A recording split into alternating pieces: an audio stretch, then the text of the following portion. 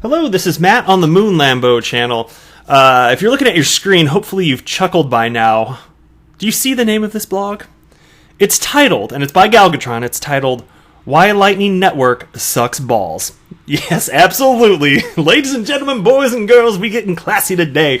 Oh man, Galgatron seriously is one of my very favorite people in the XRP community. I've learned so much from him. I love his blog so much. He's definitely more, how should I even put this? Verbally, I don't know how to say. He curses a lot. Okay, just break it down like that. He curses a lot. To me, it cracks me up. And but I actually do in my personal life. I tend to not on the Moon Lambo channel, kind of keep it to a minimum. So I guess I'm going to censor it a little bit here. But I had to share this with you. So I'm going to treat this particular video as a kind of like an XRP community member spotlight, and specifically this piece of work. So what I'm going to do is I'm going to read this thing. And if you listen to more than one of my videos, you know that typically I'll read typically just parts of articles. Sometimes if an article's short, I'll read the whole thing, but not just straight up read it. I always want to share what I think about it because I feel like just regurgitate information and then that's it. That's kind of stupid. I'm willing to make some exceptions. This thing is so well written. I mean, maybe I'll chime in a little bit, maybe, but you don't need me to. What he has to say in this piece, you will learn something. Unless you're like a super tech savvy guy in the know, which I think is not the case for most people that are into cryptocurrency. I mean, it's probably, I'm sure pretty much all the early ones were, but at this point, it's branched out enough. I would say that there are people like I consider myself in this category. I grew up with computers. I'm not like a tech idiot, but I'm also not exactly, I'm not an IT guy either, And I think that's probably where most of us fall. So maybe some of you know what I'm about to share with you from Galgatron's blog, but I'm willing to bet most don't know pretty much any of this. And I've cited some of the stuff he says in here. I've cited about pre-funding of accounts and centralization and all that good stuff. It's basically Lightning Network, just in a nutshell. I'll let Galgatron really do the talking here, but it results in centralization of sorts here. So I'm going to cover that. And then I've got a piece on the same topic from Cointelegraph. It was just really timely. Came out today, and it's titled Australian Coder Warns Users of Lightning Network's Vulnerabilities. So let's just go ahead and dig right in. But before we do, go ahead and delicately tap that like button. Tap it. Just tap it. Don't smash it. Only dorks smash the like button. Don't do it. And if you're a fan of Ripple and XRP, go ahead and subscribe to the Moon Lambo channel. I promise that you maybe won't not hate it, whatever that means. All right, and the piece begins. I gotta say the title again. Why Lightning Network Sucks Balls. I love you, Galgatron. I'm sure you're asking why must I keep bashing on Bitcoin all the time? Why don't I S-word XRP, see how they made like two sentences S-word XRP rainbows anymore like the good old days, damn it. Believe me, I take no joy in bashing Bitcoin, but I think of it as my civic, monetary duty to inform/defeat. And right now, the greatest lie ever told continues to be the Bitcoin Ponzi. Taking so much money from the poor schleps that just do whatever the fake news stories tell them to. This isn't fun for me, it sucks, but someone has to do it. And then in parentheses he writes, I'm going to enjoy this. This final installment/assault on Lightning Network should wrap it up though, and I'll get back to XRP as my focus here. Bitcoin. All I ever hear about from the mainstream media is Bitcoin. Why? Because of the populist dream it sells the sheeple. The allure of easy money from mining or the incredible historically demonstrated appreciation. The security of knowing nobody can take your money from you if you pretend China can't. The pseudo-anonymity of being able to conduct your business without the taxman's spouse's law's prying eyes. The unlimited amount of money that can be hidden safely away. The ability to send any amount of money to anybody, anywhere in the world, not exactly quickly or cheaply, but better than legacy systems by a long shot. Unilateral payments, meaning you can send money to someone's address and they don't have to do a thing. Good censorship resistance, so coins are all treated equally/fungibly, if you ignore China pools, of course. Meaning, generally, nobody can stop or delay your payments. Except that effing China can. But then there's also the cray-cray virtues not based in reality, such as Bitcoin can be a one-world currency. It will eliminate the need for banks because Bitcoiners hate banks. Banks will eventually adopt Bitcoin, even though Bitcoiners hate banks. The blind belief that Bitcoin's major shortcomings can be fixed. Cray-cray. These are the major selling points that keep the sheeple coming back for more Bitcoins. Not the reality, but the dream. Truth is, compared to some of the truly high-performance coins out there, yes, I'm referring to XRP, Bitcoin's technical virtues don't seem to be competitive at all. To the point that even the most die-hard Bitcoin maxis are fumbling to cover for Bitcoin's shortcomings. If only there was a magic trick they could pull to make all the Bitcoin technical shortcomings go away. Enter Lightning Network. Wait a minute, let's do that right. Ladies and gentlemen, welcome to the greatest show on earth, Lightning Network! Crowd goes wild, roar, people losing their minds, screaming in ecstasy, ripping their clothes off, digging up graves, madness. I have never seen anything so oversimplified, misunderstood, and overhyped since Bitcoin in my life. JFC, it's literally a circus.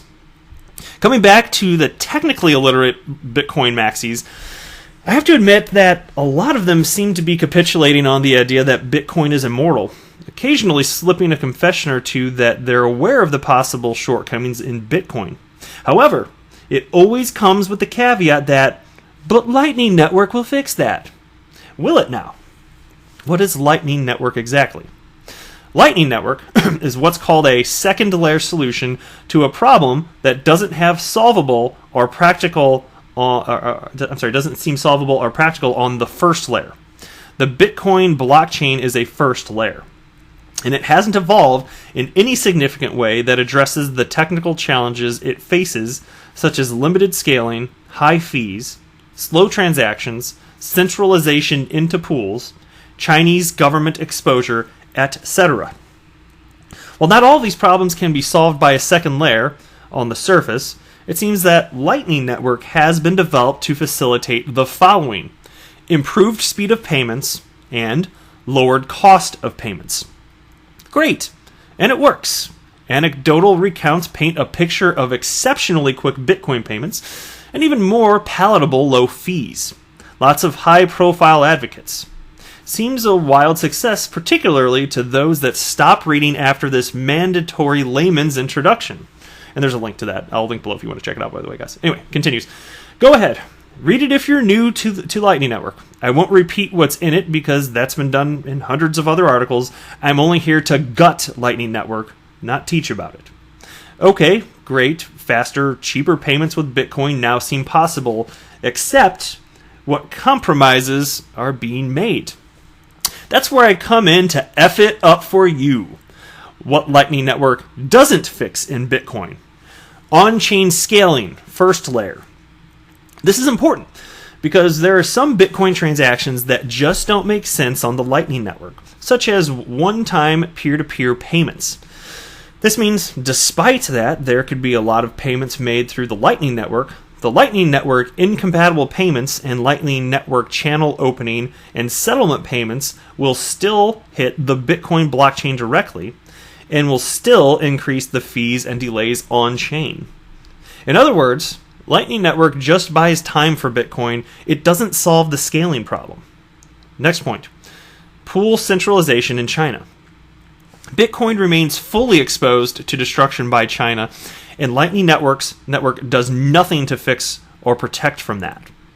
Next point. Greed-motivated governance.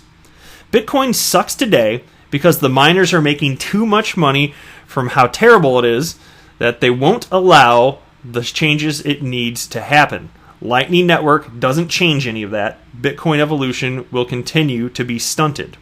Next point. Horrific mining energy consumption. The unforgivable energy waste of Bitcoin's hashing algorithm will continue unabated, perpetually climbing. Lightning Network if any, contributes to this environmental disaster simply by further promoting this ancient crypto. And then here's the next subheading. Cons about the Lightning Network itself. Number 1, pre-funding. And I've talked about this on my channel, so check this out. Yes, you need to open a channel by placing Bitcoins in a special setup between you and a Lightning Network node operator, where your coins are considered locked from both of you, but with the option of you allowing portions of that locked amount to be dedicated to the Lightning Network node operator. Simply put, you admittedly trustlessly pre-fund a channel to someone else's Lightning Network node, paying an upfront on-chain payment normal fee to get it there, tying up those funds until you spend them on the Lightning Network. This may not seem a big deal, but if for some reason you need to get those funds out, you have to close the channel and then pay yet another on-chain fee to have the remaining Bitcoins returned to your address. That's right. At least 2 on-chain payments to effectively use Lightning Network. Number 2, complexity to set up or integrate. Everybody has their own definition of what seems complex or not, but I don't think relative complexity is nearly as subjective. What I mean by this is even if someone wouldn't have any trouble at all with a certain degree of complexity, there will always be those that don't quite grasp it. As complexity goes up, less people can manage it, and it suffers from lack of adoption. It's inarguable that Lightning Network is more complex than just using Bitcoin, because Lightning Network is additional complexity on top of Bitcoin. And by the way, I would add, Bitcoin, if you're new to crypto, I mean, maybe you remember when you jumped in, if you're someone like me, just a regular understanding of tech, I grew up with computers, I'm 36 years old. It was complex learning about what a cryptocurrency is, how it works, how Bitcoins move, whatever it is. That's already enough of a chore, in my opinion. But anyway, point 3. Creates a nostro vostro system. This is another point I brought up as well. Check this out. So Galgatron writes, here's the important part. Lightning Network node operators need to provide the liquidity to make the network work. By this I mean, you can't just pump 1 million Bitcoins through the Lightning Network. There has to be a path in the Lightning Network that has 1 million Bitcoins worth of liquidity in order for that value to make it through to the destination. Lightning Network operators have to stock their nodes with lots of Bitcoins, and if they don't have enough, they're limited in the maximum transfer size they can facilitate. Number 4, both sender and receiver have to be online in order for a payment to go through. What? How does that seem practical? Serious pain in the ass, particularly for peer-to-peer. Number 5, limited transaction size. Despite some meaningful growth in the Lightning Network node count, the actual funds available for liquidity has stagnated. Average Lightning Network nodes can only handle payments in the $100 range. Doesn't seem to be improving in the past 5 to 6 months. There are arguments that there are hidden nodes that have additional liquidity. There are also compelling arguments that leprechauns hide pots of gold at the end of my ass. I love Galgatron, seriously. Very colorful individual. Number 6, de-anonymizing. Node operators know your IP addresses. Harvesting personal data, including balances and physical location, in parentheses he writes, robbery risk. Sure, you could use Tor if you knew what the F that was. Isn't this about bringing the glory of Bitcoin to the mainstream? How many PhDs is the average person going to need to use it? Number 7, regulation is looming. With certainty, Lightning Network nodes will soon have to adhere to the very same money transmitter registration process that all money conduit businesses do, and they will have to adhere to regulations, KYC, AML, etc. Do you really think the government is going to continue to let these well-known Lightning Network nodes transmit money without a license? Do you really think the vast majority of these enthusiast node operators want to go through all that money transmitter requirements tedium just to make a few bucks? Which brings me to point 8. Lightning Network node operators make F all. Enthusiasts are not philanthropists. The real-world experience of being a Lightning Network operator is quite illuminating. Running 24/7 servers costs money, as do constantly opening and closing channels, and if there's not money to be made, they won't last. If they somehow increase the Lightning Network fees to offset these defections, then say goodbye to your cheap Lightning Network fees. Lightning Network, yeah, I said that right, sorry. Defeating the whole purpose of Lightning Network in the first place. See how that works? Number 9, centralization. Just a few of the Lightning Network nodes handle a huge chunk of the Lightning Network transactions, presenting an easy target for destabilizing the network, rendering it vulnerable to large-scale economic outages. Will this become more decentralized over time to benefit the health of the network? Did the massive Chinese Bitcoin pools break up for the health of the network? Point 10. Easily censored / deprioritized. The Lightning Network node operator you have a channel with can quite easily decide who's to get their liquidity. It may be that some of the more popular and higher liquidity nodes even charge a premium to guarantee larger payments and priority access, while the rest of us schmucks wait in the poor line. Point 11. Lightning Network nodes are prime targets for hacking. Lightning Network nodes are unable to exercise cold wallet storage for the liquidity in order to be online all the time as required, and thus they are very visible, high-value hacking targets. This considerably reduces the motivation to participate as a Lightning Network node and particularly discourages large liquidity pooling, reducing the overall size of payments that they can facilitate. Number 12. Lightning Network scaling is hampered by complexity and lack of incentives. Only by a radical push of Lightning Network users paying high fees can Lightning Network ever attract enough capital into new Lightning Network nodes to make it worthwhile for Lightning Network nodes. But at this point, you've lost the critical motivation to even create the Lightning Network in the first place. Cheap fees. It's a vicious cycle. Might as well just stick with Bitcoin if the fees are getting there anyways. At least with Bitcoin, you can send as much as you want without chance of being rejected because of underfunded nodes. Point 13. Necessary time lock expiration to channels. Time lock expirations are needed to avoid perpetually frozen funds that may result when a node you have a channel set up with disappears off the face of the earth. This expiration imposes a Lightning Network channel closure, which incurs fees. You better use that channel at least a few times to make it worth it. You can't just leave your funds lying around in a Lightning Network channel. It's not free like a wallet.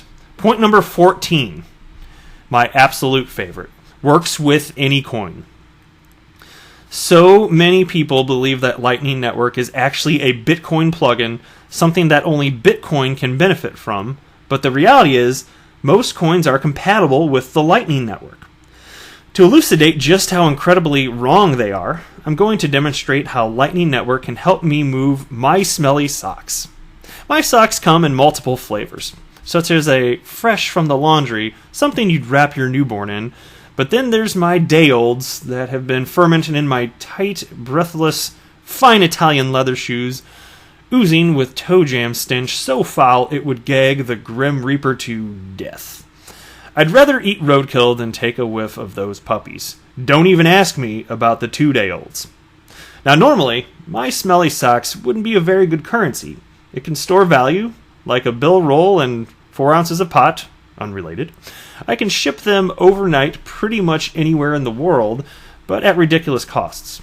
I can only wear a pair at a time, etc. Really not the best for moving value, are they? However, I can, right now, create an IOU coin, call it Smelly Socks, and issue it from the XRP ledger, promising to redeem any of these tokens for an effervescent pair of my used socks. Start a few Lightning Network nodes that specialize in provisioning Smelly Socks payments, and voila! I'm open for business. Now anyone that wants to pay someone in Smelly Socks could open a channel with me, and I'd be able to forward Smelly Socks to the recipient. Does this mean all of a sudden that my Smelly Socks is a high-performance coin? Of course not. Lightning Network just surfaces value from a coin. This means that Bitcoin being saved by Lightning Network makes as much sense as my smelly socks being saved by Lightning Network. The problem is, Bitcoin's market value is 100% speculative and vulnerable to seismic shifts in sentiment, and nothing about Lightning Network protects its value, nor gives it value from any value it can give any other coin, like it did for my smelly socks. In other words, Lightning Network isn't the Bitcoin panacea it's purported to be. How does it make sense that advocates of Bitcoin's virtues are ready to sacrifice most of those virtues just to compete on speed and cost? I'll tell you why. Because they're hypocrites holding a bag of Bitcoins.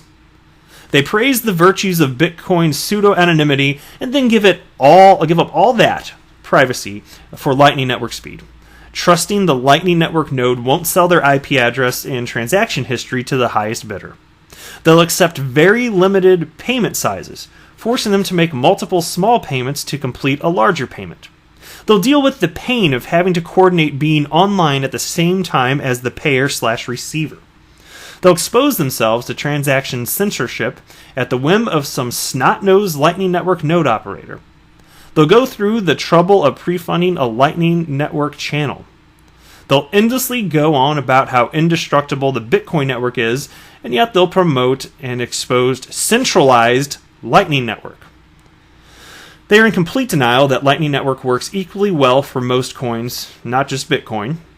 So in that sense, it hasn't given Bitcoin any advantage at all. I'm seriously struggling to understand what the actual benefit here is, and the best I can see is that none of this matters to maximalists. It's a clear acknowledgement that on-chain Bitcoin is slow AF and costs too damn much, so the rest of Bitcoin's virtues be damned, fix it at all costs, including integrity. What Bitcoin maxis don't have the capacity to understand is that Bitcoin evolution is taking the form of other coins that are better. We didn't stick a Formula One racing car engine in a horse carriage, no. They developed a racing car, and the carriage went away. Everyone calls that evolution. Why can't Bitcoiners see the parallel? Now, I'm not going to say that Lightning Network advocates won't come up with even more complicated solutions to the second layer challenges, like L2 or splices or channel factories. Simple. Maybe adding third, fourth, and fifth layers. Why not? Fine. Maybe someday they will, but there's a powerful force called stupid, and the more complex you make something, the more stupid will quash its adoption. Here's the universal law of technology. Simpler equals greater adoption. This is the reason we don't all build our own nuclear reactors at home, when we can just use power from the city's nuclear power plant and not have to deal with the complexity of nuclear physics. In other words, if all the complexity of scaling, speed, fees, and security can be hidden away in a coin's first layer, then there's no need for the complexity of a second, third, fourth layer at all, is there? Particularly if those other layers introduce their own problems and also takes away some of the virtues of the first layer. That's a steep compromise just to subjectively improve a couple parameters. Let me make a prediction. There will be a coin that surfaces that exhibits unlimited scaling, near instant settlement, low fees, low energy burn, and all the scripting toolset necessary to make it Turing complete. If this coin finds its way into considerable liquidity, it will absolutely dominate. This coin does not exist yet, mostly because the tool set to manifest such a beast has yet to be created. Thus, if we were to rank coins by their approximation to this ideal, sorted by the most important attributes, it's beyond clear that XRP is the front runner today. It's what Lightning Network aspires to achieve, but fails to accomplish because of its complexity and compromises. Lightning Network is a Rube Goldberg band-aid to a decrepit, deprecated, deceptive piece of technology. It only exists because there's so much wealth trapped in Bitcoin that there really is demand for it today. The fight for the hearts and minds of newer Ponzi victims will eventually be lost, however. And Bitcoin, Lightning Network, And all its other sidechain enhancements will eventually be shuttered, like the circus tent in an old abandoned amusement park, rotting in a dark and stormy night, nothing left but the horror-filled childhood memories of bumper car debates, roller coaster valuations, smoke and mirror fake news, and carloads of endless Bitcoin maxi clowns. That, you know what? That deserves a round of applause. That's absolutely... Thank you so much, Galgatron. The world needs to know this, and it's not easy to find this type of information, especially when a lot of the people out there with large enough platforms to be noticed are Bitcoin maximalists themselves, and they're not going to really paint it out quite like this. So I'm going to do my part to spread what is the truth. This is the state of things today. Thank you so much, Galgatron, for putting it out here in a way that's easy for the layman to understand. Very much appreciated. Let me run through this last part here because this video is going longer than I realized it would. Maybe I just read slow. I don't know. This is from Cointelegraph. Australian coder warns users of Lightning Network's vulnerabilities. Australian software programmer and Bitcoin's Lightning Network coder Rusty Russell warned users that security issues have been found in various Lightning projects which could cause loss of funds. On August 30th, Russell published a tweet urging Lightning Network node operators to update their software as soon as possible. According to the message, his warning concerns all versions of C Lightning prior to 0.7.1 and older, and 0.7 and Eclair up to version 0.3. That doesn't really matter. Notably, just earlier this month, blockchain development company Blockstream announced the release of the version 0.7.2 of its Bitcoin scalability software C Lightning. Then he writes, in PGP signed message published on Linux Foundation's domain, Russell explicitly warns users of security issues and promises that more details will be released in the future. Quote, full details will be released in 4 weeks, September 27, 2019. Please upgrade well before then. And so there we go. I just thought that was a really timely article, given that I knew I was going to cover Galgatron's piece here. So please tell me what you think below. I really feel like that piece quite well speaks for itself, so I didn't really want to chime in too much. I know that's the normal format on my channel. I like to share with you what I think, give you analysis, think critically on stuff, but my God, what more do I really need to say after that? I technically could, but the video's going long here, so I'd really better just wrap this up. But thank you so much for checking this out. I really do appreciate the support. I am not a financial advisor. Do not buy or sell anything because of anything that I say or write. That would be a very, very, very bad idea. Until next time, to the moon, Lambo!